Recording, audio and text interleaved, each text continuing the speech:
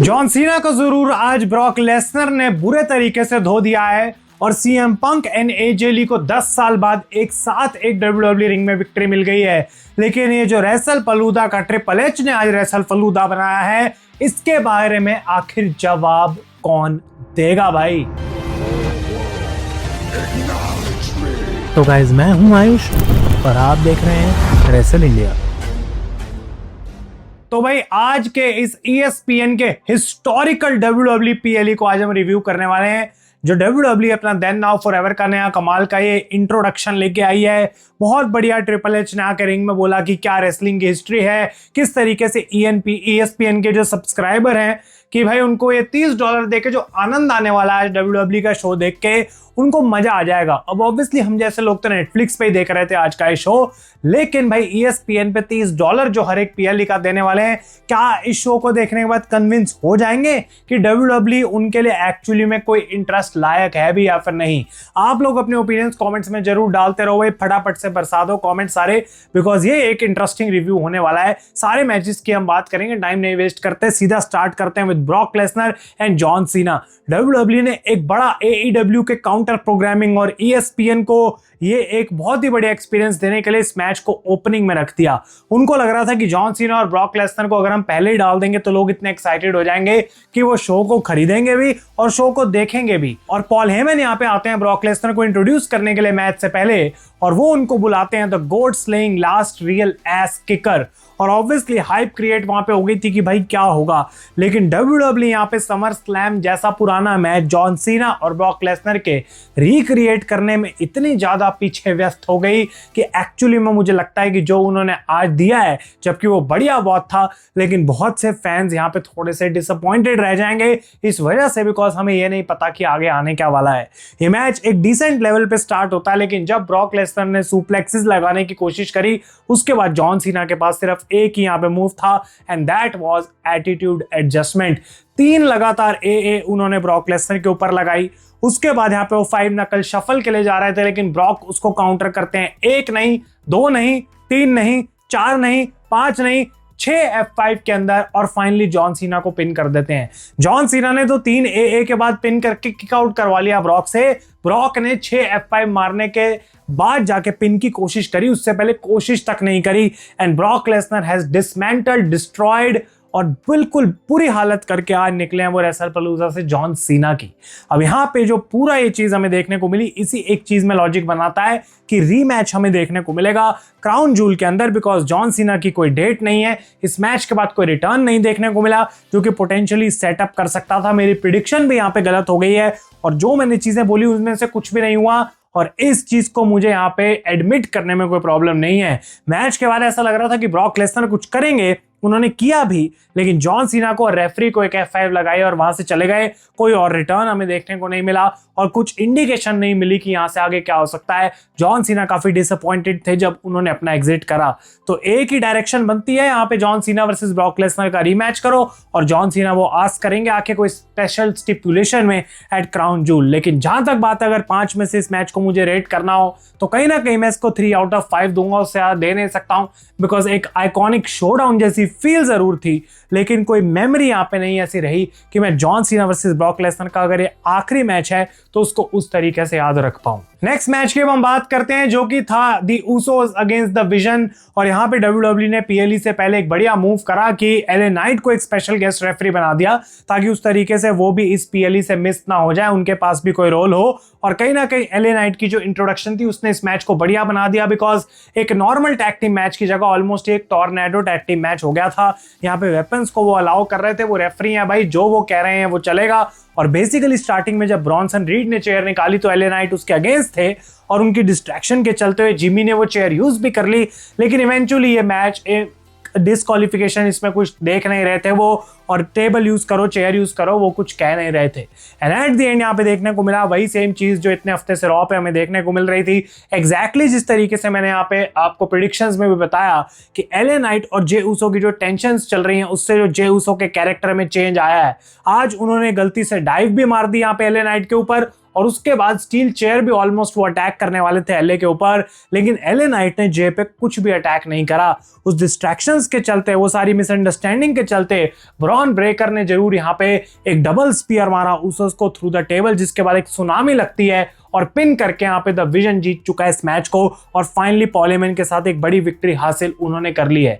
एक मोमेंट थी इस मैच के अंदर जहां ब्रॉन्सन रीड भाई एक मूनसॉल्ट लगाने की कोशिश कर रहे थे, जो कि अपने आप में एक अनबिलीवेबल स्पॉट था, वो मिस हो जाती है, लेकिन ओवरऑल इस मैच ने डिसेंट डिलीवर करा। अगर इसको रेट करना हो, इसको मैं दूंगा भाई अराउंड 3 आउट ऑफ 5। आप बोलोगे ब्रॉक वाले मैच को और इसको सेम स्टार देते हो, भाई इसमें कहीं ना कहीं थोड़ी स्टोरी तो थी, कुछ आगे तो यहाँ से बढ़ेगा, कुछ हमें देखने को तो मिलेगा आगे, लेकिन ऑब्वियसली इसको मैं 3 आउट ऑफ 5 दूंगा। अगर आप डिसएग्री करते हो, अपने ओपिनियन कमेंट में देते रहो, इसी के लिए कम्युनिटी बनी है। नेक्स्ट मैच में हम आते हैं which was for the women's world championship, इस वेकेंट टाइटल के लिए स्टेफनी वकेर अगेंस्ट इयो स्काई। और यहां पे ऑब्वियसली उम्मीद थी एक कमाल का रेसलिंग मैच हमें देखने को मिलेगा और कोई शक इन्होंने नहीं छोड़ा, बिकॉज इन द रिंग जो आज इन दोनों ने दिया है वो एक unbelievable back and fourth wrestling match था।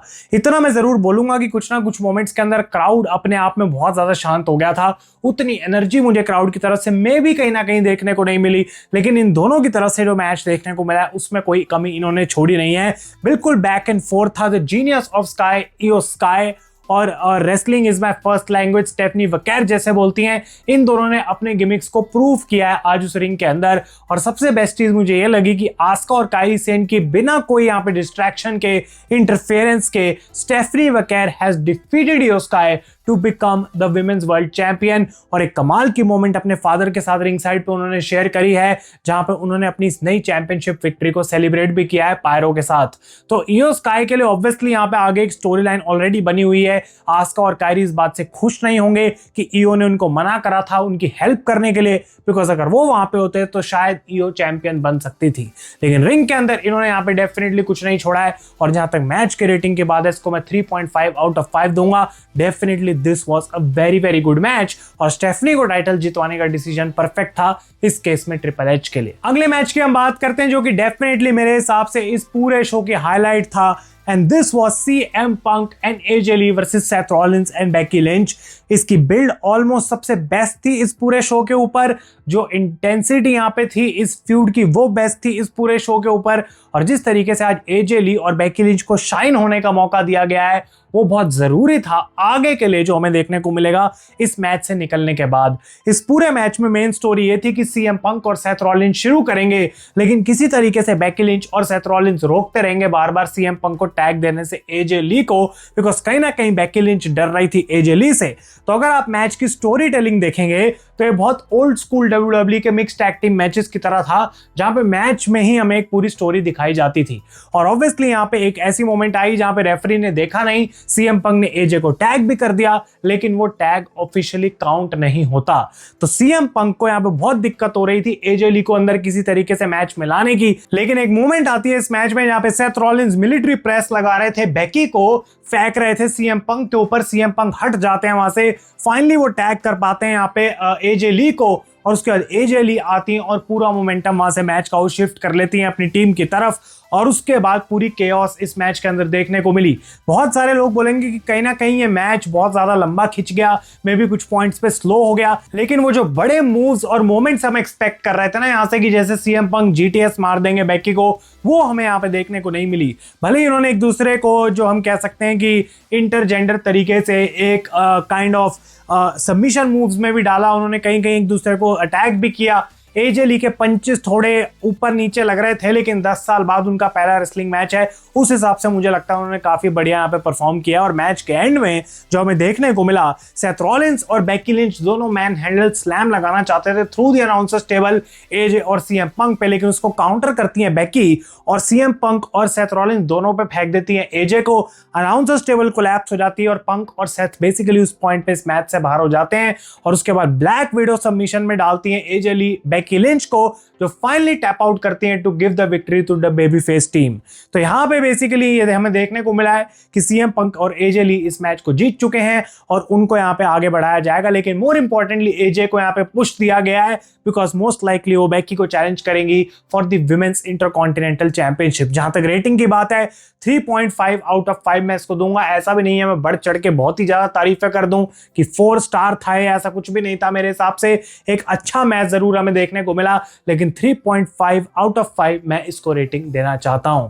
और फाइनली शो के मेन इवेंट की तरफ हम जाएं उससे पहले ये फनी सी सेगमेंट देखने को मिली कि स्टेफनी मैकमैन रिंग साइड पे थी, अंडरटेकर आते हैं अपनी बाइक पे और उन्होंने यहाँ पे सरप्राइज करा स्टेफनी को कि इतने सालों से वो जानते हैं स्टेफनी को और वो फर्स्ट एवर इंडक्टी होने वाली हैं in the hall of fame class of 2026 next year. और आई थिंक डेफिनेटली उनको सरप्राइज करा गया because last year triple H को सरप्राइज दिया था, तो इस बार ट्रिपल एच कह रहे हैं कि भाई स्टेफनी को सरप्राइज देते हैं। तो स्टेफनी बिल्कुल ऐसा लग रहा था कि भाई क्यों तुमने मेरे साथ ऐसा कर दिया। फनी भी था, इमोशनल भी था, अच्छा भी था, लेकिन स्टेफनी मैकमैन को अंडरटेकर इंडक्ट करने वाले हैं in the class of hall of fame इन 2026। अब फाइनली मेन इवेंट पे आते हैं for the undisputed WWE championship, जिसको देख के मेरा दिमाग खराब होता चला जाएगा। Cody Rhodes versus Drew McIntyre. भाई अगर यही दिखाना था तो स्मैकडाउन पे कर देते, यही दिखाना था तो कहीं भी और कर देते, बट इस मैच में ऐसा क्या था जिसकी मैं आके तारीफ करूं। भाई यहाँ पे एक अच्छा रेसलिंग मैच था, डेफिनेटली था। क्लेमोर पे किक आउट हुई, क्रॉस रोड्स पे किक आउट हुई, लेकिन एट द एंड जब रेफरी बीच में आ रहा था बार बार ड्रू मैकिंटायर के, एक मोमेंट थी जहां पे ड्रू मैकिंटायर को फाइनली पिन मिल रहा था, लेकिन रेफरी रिंग के बाहर चले जाता है, भाग के वापस आता है और वो लेट हो जाता है काउंट करने में। ऐसा लग रहा था कोडी रोड्स ने पैसे खिला दिए भाई आज रेफरी को इस मैच के अंदर, लेकिन at the end Drew McIntyre वही सेम क्लेमोर किक लगाना चाहते थे कोडी पे थ्रू द अनाउंसर्स टेबल, उसकी स्क्रीन के थ्रू, लेकिन वहां पे भी वो मिस हो जाती है। सब कुछ ड्रू मैकिंटायर के अगेंस्ट था और उसके बाद एक सुपर कोडी कटर लगता है, क्रॉस रोड्स लगती है, and no chance Drew McIntyre because Cody Rhodes pin करते हैं ड्रू को to retain the undisputed WWE championship. और यहां पे लग रहा था ठीक है भाई, ठीक है तुमने कोडी को टाइटल दे दिया, क्या रॉक आएगा, क्या कोडी का अगला अपोनेंट आएगा, क्या रैंडी ऑर्टन आ सकते हैं, क्या उनका हिल टर्न हो सकता है? बिल्कुल भी नहीं भाई। Executive producer Paul Levesque leave fitting, show खत्म, पोस्ट शो पे चलो, अगले साल हमें अगले महीने हमें $30 दे देना और ESPN पे आ जाना तुम क्राउन जूल देखने। ऑनेस्टली गाइस यहाँ पे कोई आपको इंडियन यूट्यूबर आके ऐसा कुछ नहीं बोलेगा। आपको मिलेगा ब्रॉक ने सीना को लपेट दिया, एक कर दिया, वो कर दिया, सारी पॉजिटिविटी आपको यहाँ पे बिल्कुल छान के मार के देंगे आपके मुंह के ऊपर। लेकिन this was overall a disappointing match और अगर इस मेन इवेंट को मुझे रेट करना हो ऑनेस्टली मैं इसको 3 आउट ऑफ 5 से ऊपर दे नहीं सकता हूं। तो मैं कोई बहुत ज्यादा सीरियसली बैड भी रेट नहीं कर रहा हूं, लेकिन आप सारे मैचेस को देखें इस हिस्टोरिकल नाइट के ऊपर तो एक भी मैच 3.5 की रेटिंग मेरे लिए क्रॉस नहीं कर पाया है। ऑनेस्टली सेइंग मे बी ईओ या फिर स्टेफनी विकेर वाले मैच को 4 स्टार आप जरूर दे सकते हैं, लेकिन उसके अलावा आई डोंट थिंक और कोई मैच वहां पे जा सकता है। Brock Lesnar versus John Cena may be मैं थोड़ा लो रेट कर रहा हूं, लेकिन एक पॉइंट के बाद शायद उसकी रेटिंग बढ़ जाएगी अगर हमें आगे कुछ और इंटरेस्टिंग देखने को मिलता है। लेकिन ओवरऑल आज का रेसलपलूजा पेपर व्यू जो था, जो PLE हमें देखने को मिला, वाज वेरी वेरी वेरी नीचे था भाई। इतना कुछ खास वहां पे हुआ नहीं है। अपने ओपिनियंस आप कमेंट्स में जरूर बताएं। तब तक के लिए thank you so much for watching. मैं हूं आयुष और आप देख रहे हैं रेसल इंडिया।